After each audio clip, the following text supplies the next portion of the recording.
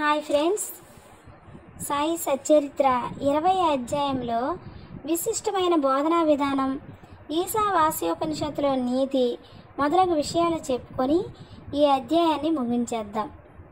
గత వీడియోలో పనిపిల్ల దాసుగనుకు బ్రహ్మజ్ఞానం ఏ విధంగా బోధించిందో చూశారు కదా. ఇప్పుడు విశిష్టమైన బోధనా విధానం బాబాది ఏ విధంగా ఉంటుందనేది మనం చూద్దాం. పై కథను బట్టి బాబా మార్గం మిక్కిలి విశిష్టమైనదని, అపూర్వమైనదని పాఠకులు గ్రహించే ఉంటారు.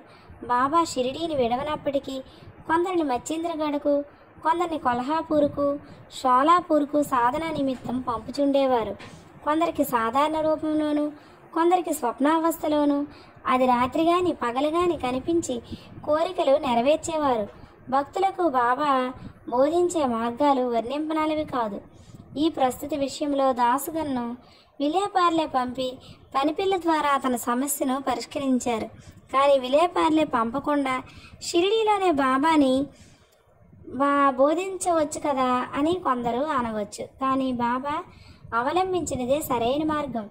కానిచో పేద నౌకరి పిల్ల, ఆమె చీర భగవంతుని సంకల్ప రూపాలే అని దాసుగను ఎలా నేర్చుకుంటాడు?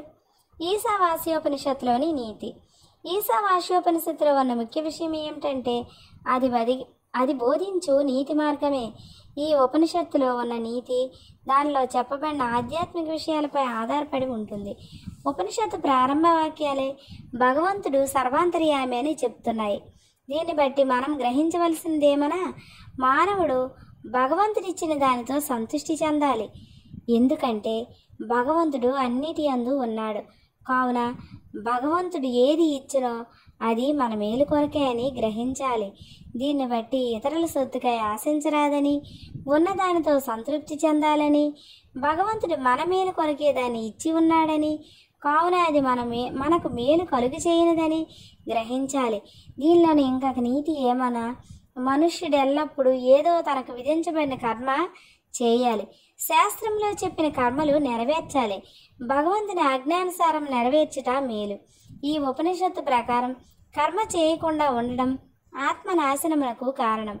మానవుడు శాస్త్రంలో విధించబడిన కర్మలు నెరవేర్చడం వల్ల నైష్కర్మ్య దర్శనం పొందును.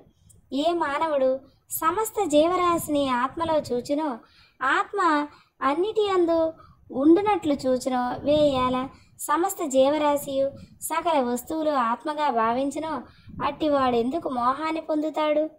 వాడెందుకు విచారిస్తాడు? అన్ని వస్తువుల్లో ఆత్మను చూడకపోవడిచే మనకు మోహము, అసహ్యము, విచారము కలుగుచున్నాయి. ఎవరైతే సకల వస్తుకోటిని ఒక్కటిగా భావించునో, ఎవరికైతే సమస్తము ఒకే ఆత్మగా కనిపించునో, అతడు మానవులు పడు సామాన్య బాధవులకు, దుఃఖ వికారములకు లోనుగాడు. 20వ అధ్యాయము పూర్తయింది. Thank you friends.